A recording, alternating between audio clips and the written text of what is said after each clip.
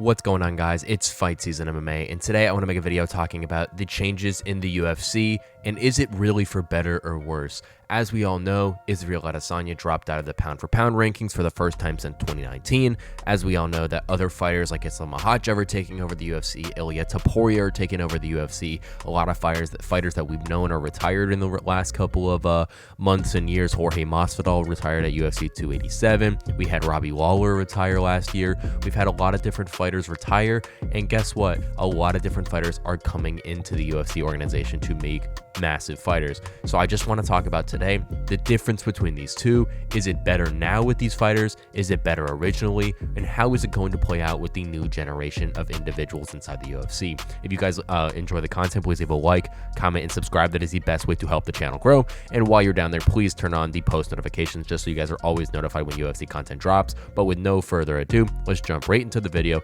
of is the UFC better off now with the current state of fighters and where it's going? Or was the UFC better in the past of with those fighters and that stage of how it was run? So today, kind of like I said in the intro, I wanted to talk about is the UFC better off now with the fighters that are currently in it. As we all know, Israel Adesanya, this was my big example for making this video. He was the first fighter, he was the first time of dropping out of the UFC pound for pound rankings since 2019. We got other fighters in the pound for pound rankings like Dricus, Plessis, Islam Makhachev, Ilia Topuria, a lot of these up and comers who are truly just blitzing their way through the UFC. And is it going to be better for the future than the past? And then the short answer for mixed martial arts, I am going to say yes, but I'm going to say that under mixed martial arts, not the UFC. And what I mean by that is in the UFC, previously, you were able to create matchups that were really stylistically grappler v striker, striker v striker. A lot of these new individuals coming in the UFC are super well-rounded, and that is something that I have to emphasize a lot, is these up-and-comers who are blitzing through the divisions are super well-rounded. Ilia Topuria might be the most well-rounded fighter inside the UFC, and if it's not him, it's Islam Makhachev, and these two individuals are the most, these are the new generation of fighters coming inside the UFC. I feel like these are the guys who have practiced so long and so hard of perfecting every little thing of their game that truly it's something that is so hard to even really compute or get away with. Even the best generation of the last fighters were kind of like this and well-rounded. Alexander Volkanovski was a great example of someone being that well-rounded. And I don't know, Charles Oliveira was a great example of being that well-rounded. And a lot of these other individuals like Kamaru Usman, also another well-rounded person. But a lot of these other fighters now are just super well-rounded, excluding Alex Pereira, because Alex Pereira is a different breed. Tom Aspinall is well-rounded in the heavyweight division. John Jones for a heavyweight, even though he is from the past generation, talking about new generation of heavyweights, he is well-rounded. We got a lot of these guys in the UFC who at the top who are super well-rounded. Prospects blitzing through the UFC who are well-rounded. We got Bo Nickel, he has a great grappling game and a wrestling game that he used at Penn State, but has developed a striking game to go along with it. Someone who's fighting this weekend at UFC 306, Mr. Diego Lopez, super well-rounded in his game. He's got a great jiu-jitsu background, mixed up with a very powerful striking game, and something that really allows him to take control of the octagon anytime he needs to. Even someone like Umar Nurmagomedov comes from a background who is super wrestling-based, as we all know, with the Habib camp and whatnot, but he was actually started mixed martial arts dealing with Taekwondo. Sean O'Malley, who is part of the new generation, yes, is primarily a striker, but he is a great jiu-jitsu fighter, and that is something that truly allows him to excel in the UFC because he is able to hang with some of the jiu-jitsu masters in that UFC bantamweight division, even though he's such a good striker. So at least a lot of these new and upcoming fighters who are part of this new division have aspects of every single game tied up in them. Now look at someone like Israel Adesanya, who I believe is part of the last generation of fighters, really is a one-scaled, one-rounded or one-sided fighter compared to someone like Dricus du Plessis. Sean Strickland, I do think, has a little bit of wrestling to him. Robert Whittaker, I think, is one of the only fighters from the last generation who is super well-rounded in the standpoint, and I do think that that has improved over time, but I do think that someone like Israel Adesanya is super one-sided. We got Derek Brunson, who actually got cut from the UFC, and he was a gatekeeper for 7 years in that UFC middleweight division, and he was super grappling heavy.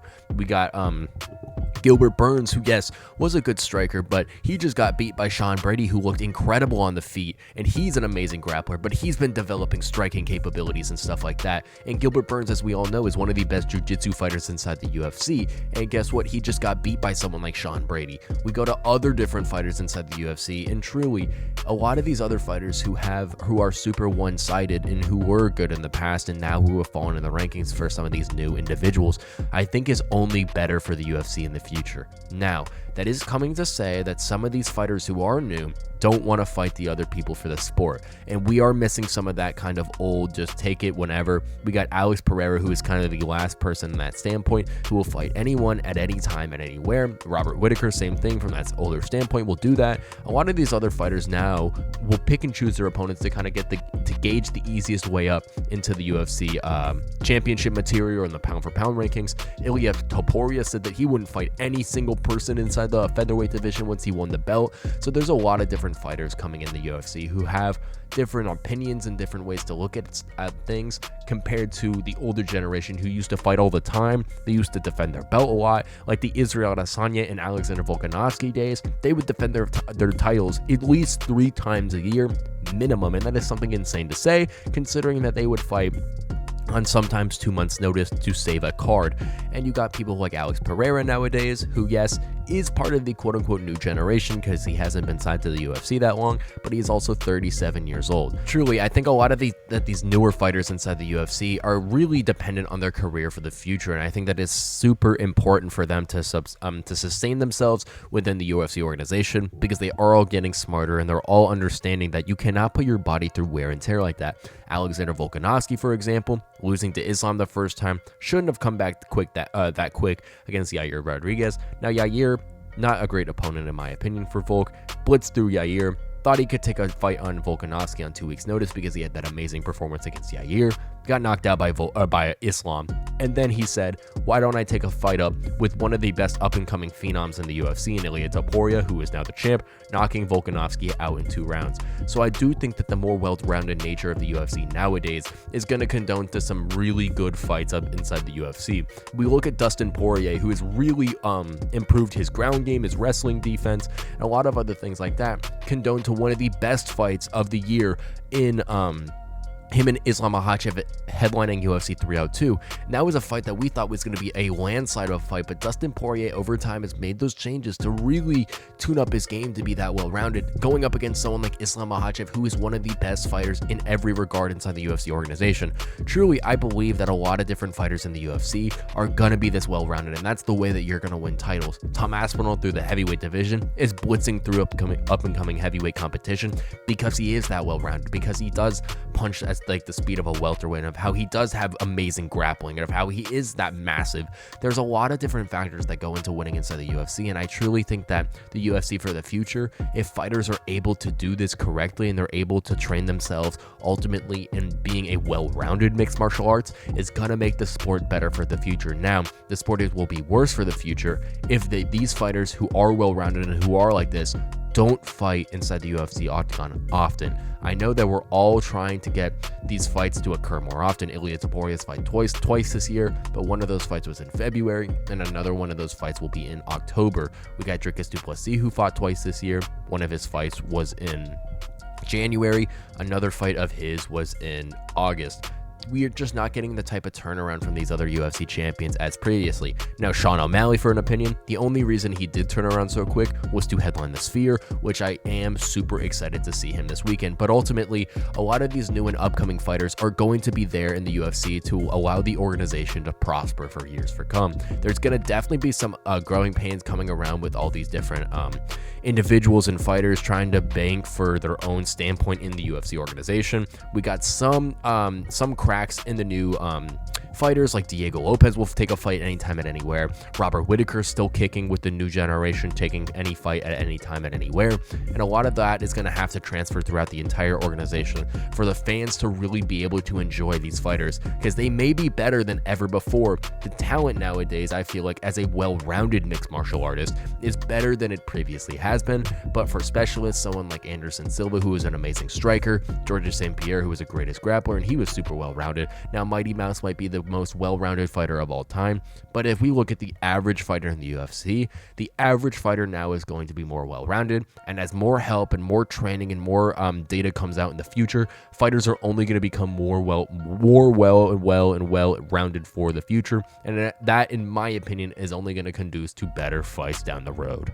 Thank you guys so much for watching this episode of Fight Season MMA, and please leave a comment down below what you think about this take that the UFC is going to be better off in the future if the fighters are more well-rounded, and the fighters that are well-rounded will fight inside the organization. Now, I love seeing champions fight back to back to back, like the Volkanovskis, like the Israel Adesanyas, like the Charles Oliveira's did. Those were some of the most fun title reigns inside the UFC, but a lot of these new up-and-coming phenoms are conducing to some of the best fights inside the UFC and the most highly skilled fighters within the organization. I loved watching Sean Brady beat Gilbert Burns. That was an incredibly exciting fight for me. Watching Dustin Poirier and Islam Makhachev go back and forth was one of the most exciting fights I've ever seen. Seeing Shavkat Rakhmonov go in there and body any fighter that you put in front of him is absolutely amazing. But there's so many different fighters now who are so much more well-rounded than any others. It allows for the sport to be more fluent and allows the sport to be more competitive if these individuals get inside the UFC octagon.